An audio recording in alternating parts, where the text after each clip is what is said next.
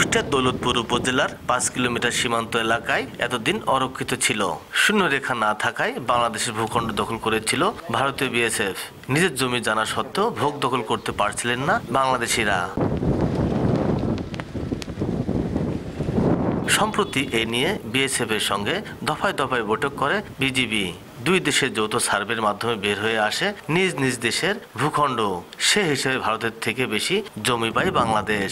নিজেদের জমি ফিরে পাওয়ার অপেক্ষায় সীমান্তবর্তী বাংলাদেশিরা। ২০-২৫ বছর আগে থেকে তারা ভোগ দখলে খাচ্ছে। অধিকার আছে, অধিকারটা তারা দেয় না। আমরা বর্ডারের পাশে যেতে পারি তার না আগে সরকার আমিন এসে বর্ডারটা ক্লিয়ার যায়। বিজিবি সেই জমিগুলো আমাদেরকে উদ্ধার করে দিয়েছে এবং অনেক আনন্দিত আমরা জনগণ। জমিগুলো পাই আমরা আবাদ পানি করে খাইতে পারবো বা আমাদের ছেলে সন্তানকে মানুষ করতে পারবো। বিজিবি জানায় সীমান্তে পিলার স্থাপনে ভারতের পক্ষ থেকে মিলেছে আশানুরূপ সাড়া। দুই দেশের সদ্যপূর্ণ পরিবেশ ঠিক রেখে নেওয়া হবে কার্যকরী পদক্ষেপ। আগামী 19শে জানুয়ারি আমাদের পূর্ববর্তী 6টি পিলারের সংস্কার কার্যক্রম হবে।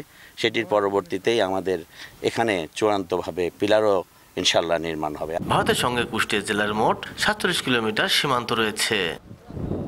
এস এম রাশেদ, সময় সংবাদ, কুষ্টিয়া।